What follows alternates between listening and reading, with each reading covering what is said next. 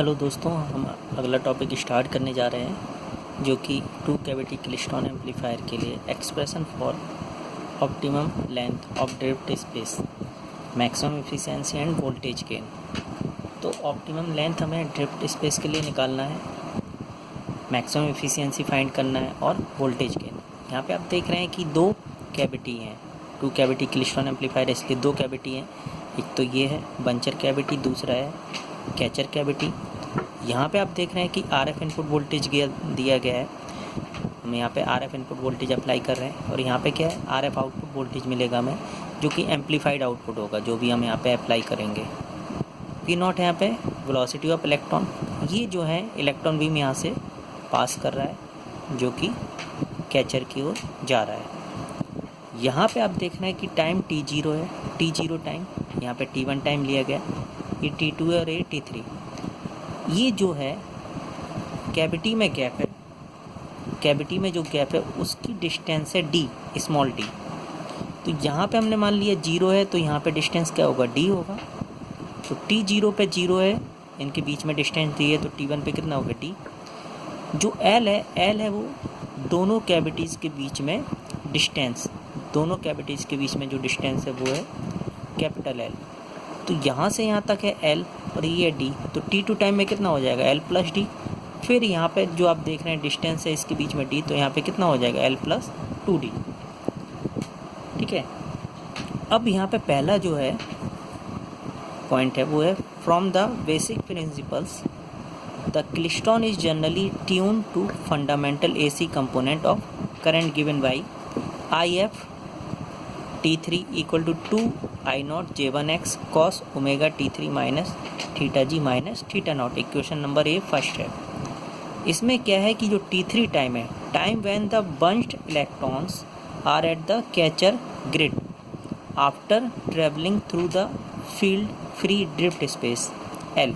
तो ये जो है यहाँ पे आप देख रहे हैं कि इसके बाद जो है पास कर रहा है, तो टाइम T3 ये लिया गया है। तो यहाँ पे इसके बाद जो है फील्ड फ्री ड्रिफ्ट स्पेस जो कि ये होता है दोनों कैविटीज़ के बीच में जो है L है। तो यहाँ पे क्या है कि जो बंच्ड इलेक्ट्रॉन है वो यहाँ पे कैचर में आ रहे हैं। ठीक है। तो बंच्ड इलेक्ट्रॉन यहाँ पे कैविटी में ही बनते हैं, यहाँ पे आप देख सकते हैं यहाँ पे इकट्ठे होते हैं, तो वो यहाँ पे T3 टाइम है। थीटा जी क्या है, ट्रांजिट एंगल है, ट्रांजिट एंगल है जो कि ओमेगा T को हम लिख रहे हैं T1 minus T0, T1 minus T0, T1 minus T0 ये है इनके बीच में डिस्टेंस। तो यदि हम यहाँ पे टाइम निकालना होगा, जो Tg है टाइम, तो वो उसकी वैल्यू क्या होगी, डिस्टेंस अपॉन वेलोसिटी। डिस्टेंस क्या हो जाएगी D, और वेलोसिटी है वो क्या होगी, velocity of electron. T1 time है, time when electron beam enters the buncher. ठीक है। T2 टाइम क्या है, व्हेन इलेक्ट्रॉन बीम आउट, और I0 क्या है आपका, DC beam current in the puncture. दूसरा पॉइंट क्या है कि जो J1X है ये बेसल फंक्शन होता है। तो ये फंक्शन है जो कि क्या होगा, J1X फंक्शन ऑफ V0 होगा, because X equal to pi N beta 1 V1 upon V0। X है यहाँ पे बंचिंग पैरामीटर, कैपिटल जो V0 है वो है anode to cathode potential, anode to cathode potential. ठीक है। तो यहाँ पे बीटा 1 है beam coupling coefficient of buncher cavity. क्या है, beam coupling coefficient of buncher cavity. Buncher cavity के लिए beam coupling coefficient, buncher cavity मतलब इनपुट कैविटी। और V1 क्या है, इनपुट RF सिग्नल एम्पलीट्यूड, जो हम लोग RF इनपुट वोल्टेज दे रहे हैं उसका क्या है, एम्पलीट्यूड V1। और V0 मैंने आपको बताया कि एनोड टू कैथोड पोटेंशियल, और N क्या, number of RF cycles elapsed during transit time of reference electron with velocity V0। जो इलेक्ट्रॉन की वेलोसिटी है स्मॉल V0। आगे देखते हैं।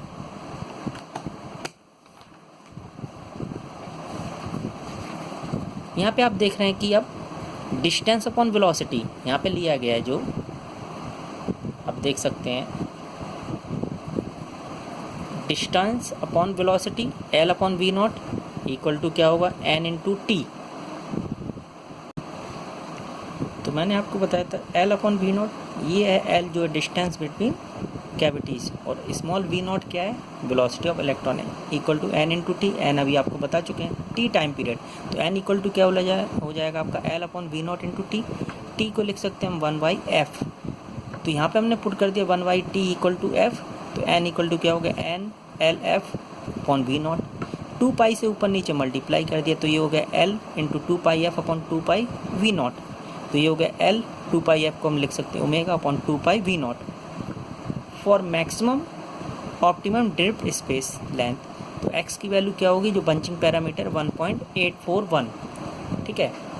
अगला पॉइंट है, ये जो है हमने वैल्यू n और x की पुट कर दी इक्वेशन नंबर 2, तो यहाँ पे मैंने आपको बताया था कि इक्वेशन नंबर 1 बता चुका हूँ मैं आपको, ये है, और इक्वेशन नंबर 2 है, तो इक्वेशन नंबर 2 में हमने क्या किया, वैल्यू पुट कर दिया n और x की, ठीक है। तो n और x की वैल्यू पुट करने पे आप देख रहे हैं यहाँ पे हमने पुट किया तो ये आया, तो यहाँ पे LOP जो कि क्या है maximum optimum drift space length, तो वो ये आ गया सॉल्व करने के बाद, ठीक है, 3.682 small V naught into capital V naught upon omega beta 1 V1।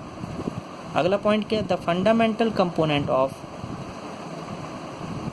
RF beam current passing through the output cavity gap induces a current in the catcher cavity, तो जो कैचर कैविटी में इंड्यूस करंट हो रहा है वो क्या होगा, IC equal to IF into beta 2, beta 2 क्या है यहाँ पे बीम कपलिंग कोफिशिएंट है कैचर कैविटी गैप का, तो जो कैचर कैविटी यानी आउटपुट कैविटी है उसमें क्या है बीम कपलिंग कोफिशिएंट बीटा 2 है, ठीक।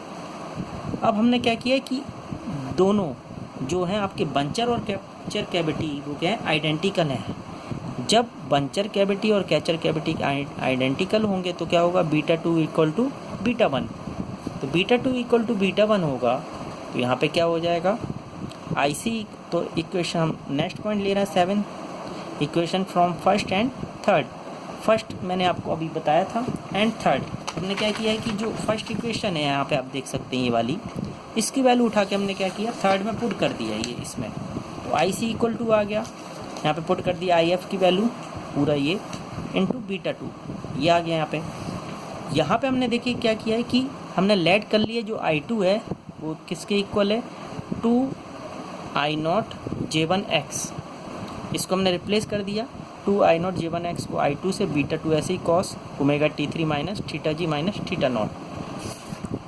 आगे हम देखते हैं कि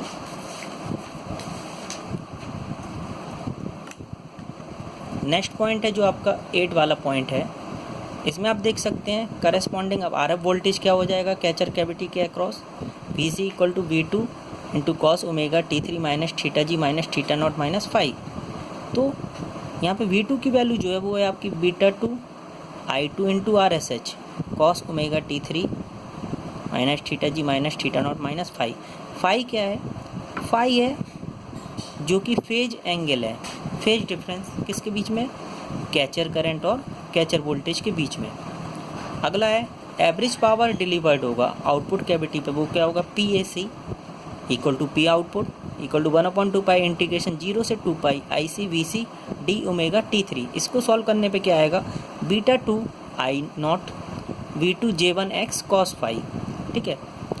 फिर देन इफ़िशियंसी जो होगा नीटा वो 2 कैविटी क्लिस्टॉन के लिए वो क्या होगा, रेशियो होगा वो RF output power to the DC beam power, RF output power to DC beam power, तो इफ़िशियंसी क्या होगा PAC अपॉन PDC यानी output power upon input power. Output power क्या है हम यहाँ पे निकाल चुके हैं PAC beta 2 I0 V2 J1X cos phi, और जो DC बीम पावर वो क्या होगी I0 इंटू V0, इसको हमने रख दिया।